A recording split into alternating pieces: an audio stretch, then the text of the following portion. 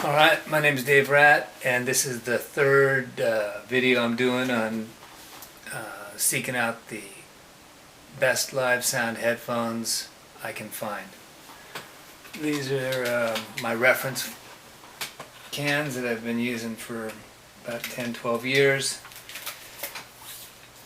This is a real-time analyzer, low notes over here, high notes over here, and you have the ability to see what things sound like.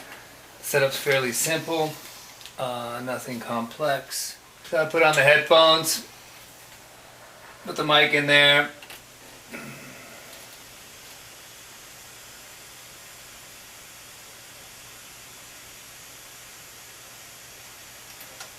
I can store it, and what we're looking for is a relatively flat, even response, so that no frequencies are considerably louder than others.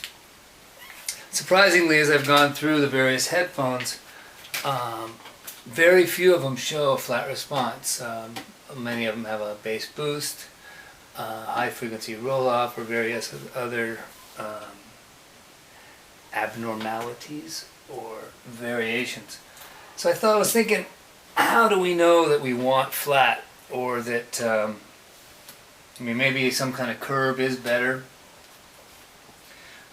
Keep in mind, for live sound, we want a reference point. We want to be able to hear the instrument as it sounds. Any coloration or tilt to the curve is going to bias that perception. But there could be arguments made that there is some other response. So I decided I would check possibly the most sold headphone in the world, which probably, I'm assuming, don't know that for sure, is these little Apple earbuds that come with your iPods. I tried to see if this would work. Stuck one in my ear. Oh, anyway, get this baby working. Turn it up.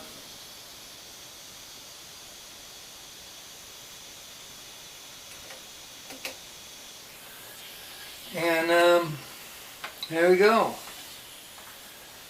It's looking pretty flat, so I think it lends some credibility, at least if the bulk of our audience are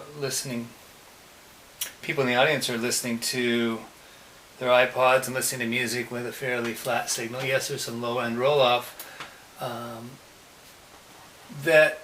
Maybe that's what they're going to be looking for in a live sound, or at least that's the reference point that seems to be standard. First, we'll start with these Allen & Heath XONE DJ-ish headphones. They flip around, kind of cool. Big drivers in there. Coily cord that I am not fond of.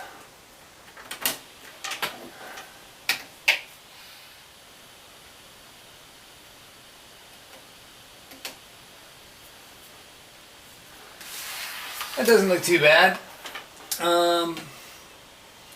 It's got this general sloping response that we didn't see with the original references. We've got a lot of low frequency buildup over here, mid-range buildup, and then that roll off on the top end. It's right here at the vocal range. It starts that vocal clarity range at 2K. Not a bad looking pair of phones. Let's see what these Fostex look like. These are Fostex T40RP Mark II. Probably be good if they got a few more numbers in there, because sometimes, the more numbers there are in letters and Roman numerals in a headphone piece of gear, the better it is.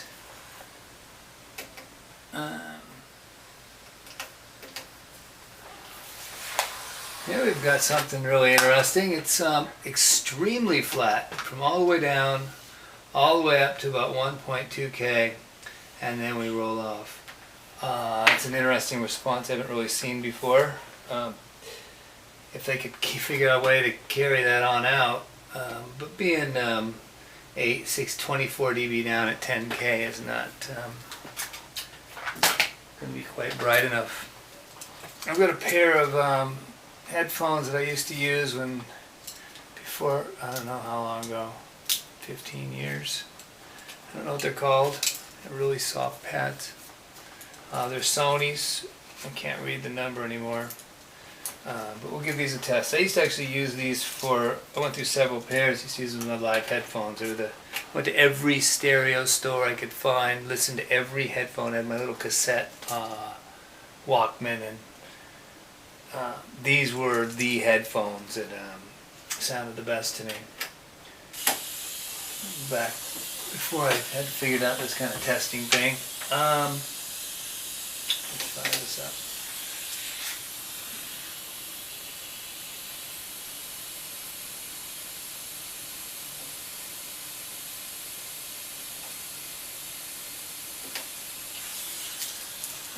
Again, not too different than the Sennheisers.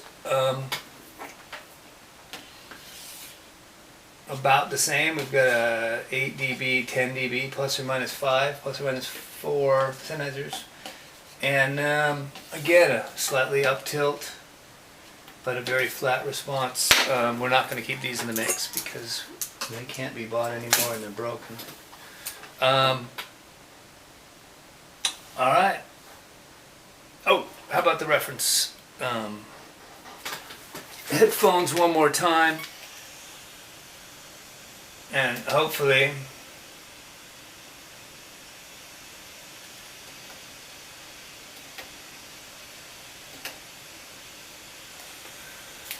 alright, you can kind of, once you get into the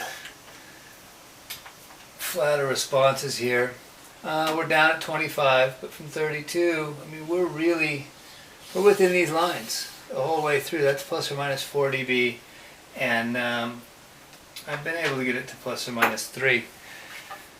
Again, here we don't see the top heavy.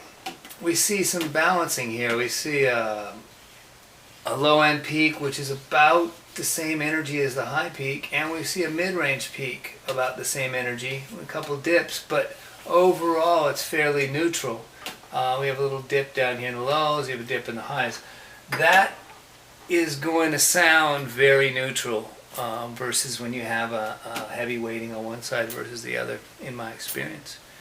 Alright, next we'll cover power testing for these things and go through the ones that we've kept in the mix once I figure out how to do that. Cool.